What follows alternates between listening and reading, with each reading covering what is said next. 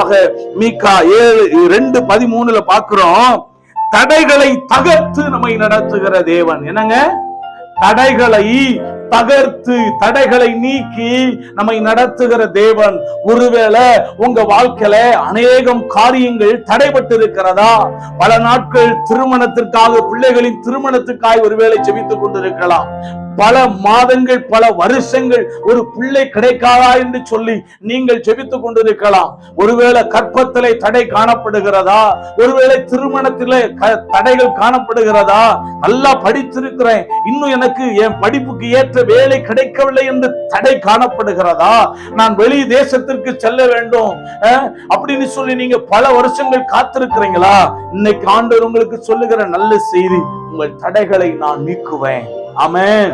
யோபு சொன்னார் 42:2, தேவரீ நீ சகலத்தையும் செய்ய வல்லவர், நீ செய்ய நினைத்தது ஒன்றும் தடைபடாது. சொல்லுங்க, தேவரீ நீர் என் வாழ்க்கையில சகலத்தையும் செய்ய வல்லவர், அவர் எனக்கு செய்ய நினைத்தது ஒன்றுமே தடைபடாது. ஆமென் சொல்லுங்க. தடைகளை பாசிங்க அந்த வசனத்தை.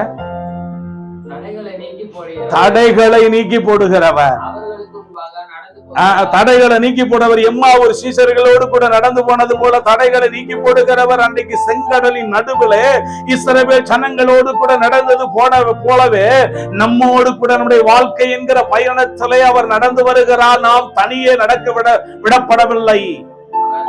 அவர்கள் நம்முடைய தடைகளை எல்லாம் நீக்கி, என்னென்ன தடை இருக்கும் வாழ்க்கையில, ஆசீர்வாதத்தினுடைய தடை என்ன இருக்கோ, நன்மை வராத தடைகள் என்ன இருக்கிறதோ, ப்ரமோஷன் வருகிறதுக்கு என்ன தடைகள் இருக்கிறதோ, அந்த தடைகளை எல்லாம் நீக்கி இயேசு நம்முடைய முன்னணியிலே, பாளையத்தினுடைய முன்னணியிலே, வாழ்க்கை பயணத்தினுடைய முன்னணியிலே அவர் நடந்து செல்லுகிறார்.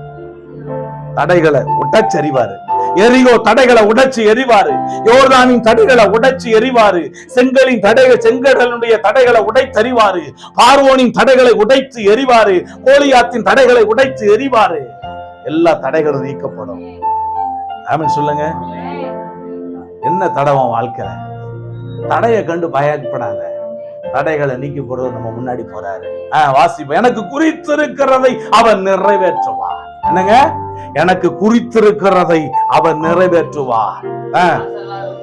வாசலால் உட்பிரவேசித்து கடந்து போவார்கள். அல்லேலூயா. அவர்கள் ராஜா, அவர்கள் முன்னணிகளே நடந்து போவார். நீங்க எங்க போனாலும் உங்க முன்னாடி போறவர் யாரு? யாரு? மகாராஜா. மகாராஜா, ராஜாதி ராஜா. அவர் தான் நம்முடைய சேனைகளின் தேவனாகிய கர்த்தர், மகிமையின் ராஜா. ஆமென். அந்த ராஜா நமக்கு முன்னாடி போறாருங்க.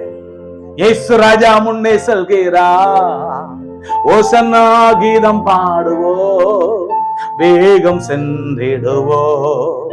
ஓசன்னா ஜெயமே, ஓசன்னா ஜெயமே, ஓசன்னா ஜெயம் நமக்கே என்றும். ஓசன்னா ஜெயம் நமக்கு. கர்த்தருடைய பிள்ளைகள் சோர்ந்து போக கூடாது. வாழ்க்கையில வரக்கூடியதான எந்த சூழ்நிலையை நினைச்சோம், எந்த தடைகளை நினைச்சோம், நீ சோர்ந்து போக கூடாது. தேவன் உன் நடுவில் இருக்கிறார். வேதவசனம் சொல்லுது, இஸ்ரவேலின் ராஜாவாகிய கர்த்தர் உன் நடுவில் இருக்கிறார். இனி தீங்கை காணாதிருப்பாய். தீங்கு உன் வாழ்க்கையில இனி அணுகுவதில்லை.